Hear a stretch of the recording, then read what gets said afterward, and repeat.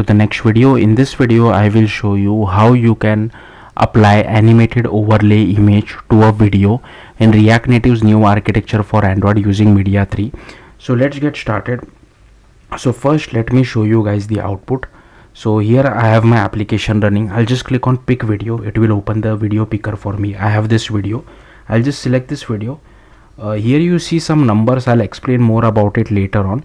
So let's just wait for the video to finish transforming, and here you can see the video, and on that video we are just animating this logo. So it can be anything, whatever you feel like. So I'll just pause it for now. So yeah, that's what this is. And also if you click on pick video, the video is saved to external storage as well. So we are not tampering with the original video, we are saving a copy of the transformed video as well with the animated overlay. So yeah, let's see how to achieve this. So first you need to go to this particular documentation over here. Let me just show it to you. So this documentation over here, and here you need to run this particular command. So this will create a React Native project for you. Now we are not really interested in iOS, so if you don't install CocoaPods, that's fine as well, and you don't need to pass this particular version. So whatever is the latest, it will pick that up. So at the time it is 81 which I am using, and instead of turbo module example you can give it whatever name you feel like. Now here in the implementation they have taken the example of shared preferences and NS user defaults. So this does not really make sense in our case, so I will be naming it quite differently. So here you can see they have created a TypeScript file name with native local storage. Again, like I said, does not make sense in our case.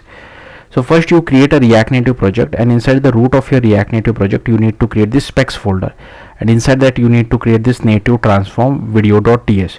Now this I have copied it from the documentation over here, but here you can see firstly the word native is very important, so it should be first, and then after that you can name it whatever you feel like.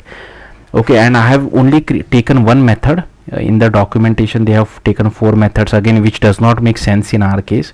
So only one method, and here we have this event emitter because I want to constantly send the progress of how much conversion has happened, because if it's a very long video and if you don't show the progress to the user, they will get frustrated, right?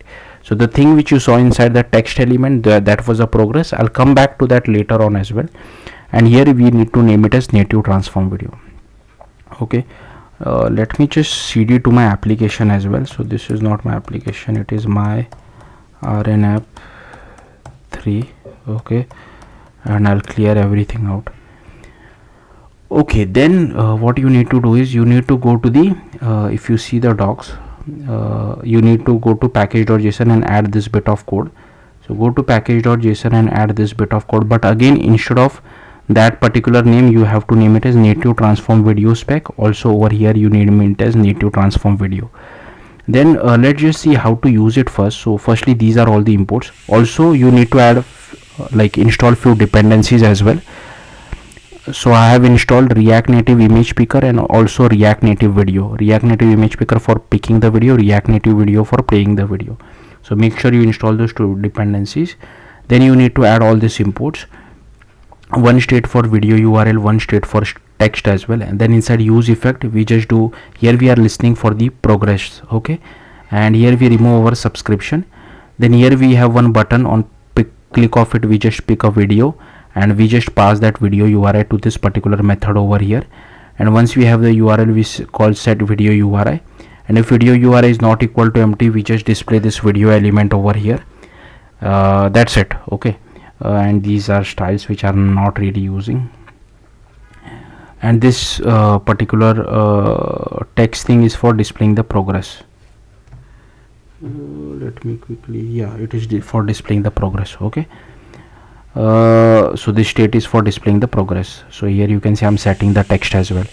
Then you need to go to Android, go to app, go to build.gradle, and here inside dependencies you need to add Media 3 effect, Media 3 transformer, Media 3 common, as well as app compat. Then you need to go to src, go to res, go to drawable, and here you need to add whatever image you want to overlay and animate. So this is the image which I'm using.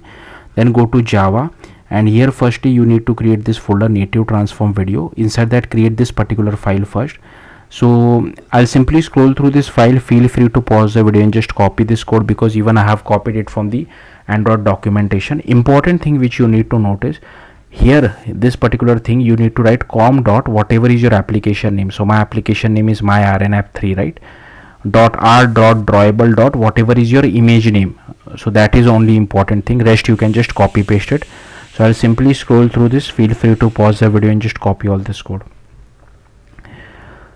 Okay, so yeah, that's it. Then you need to create this native transform video package.kt. So if you see over here this sorry, before that you can just run this command as well. So I'll just copy this and I'll run this command. Okay, so this will do code generation for us. Let it do its thing. So here you can see build successful. Then if you see, so I have already shown you how to use it.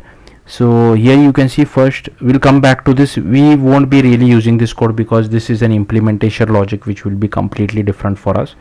So here first you can come to this package file, and I have mostly copy pasted it, but instead of native local storage I have written it as native transform video package. So that's what I have done, and I have added this annotation because at the time of me recording this video this particular feature is still unstable, this adding animating overlay image, right? So that's why we have to add this as well. Rest everything I copied it from the documentation, nothing else. And also you need to go to your main application.kt, add this particular import and add this particular line of code as well.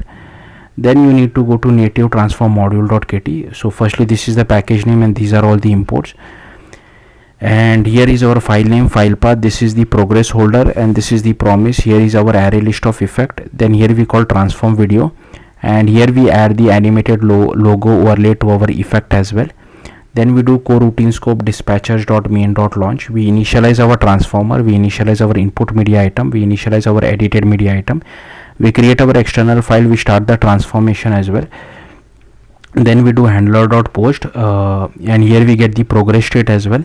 So here you can see I'm sending the progress state. So if you remember, I was displaying two things, one is the progress state and one is the actual progress. So if I show you guys the output again, so the 0 is the progress state, 91 is the actual progress. Now if you notice, the actual progress doesn't reach till 100. So sometimes it reaches 100, sometimes it doesn't. So be very careful with that. But the progress state always becomes 0 once the video has finished processing. So that's a hint to you, if you are displaying a progress bar, to stop displaying a progress bar. Otherwise, in case of video processing, it will be either 1 or 2. Okay, there is also another callback on completed also, which you can use as well, which I will show you shortly. So here we are creating our external file. Then this is where we are saving the file to external storage. So I'll simply scroll through this as well, and here is the on completed callback. So here once the video has finished processing, we save video to external storage, we get the URI, we send it back to React Native side, and here inside on error we just display a toast message. But like just I'm sending this, you can send an error as well. So yeah, I think that should be it. So I've already shown you this. Yeah, that's it. Thank you for watching. Bye.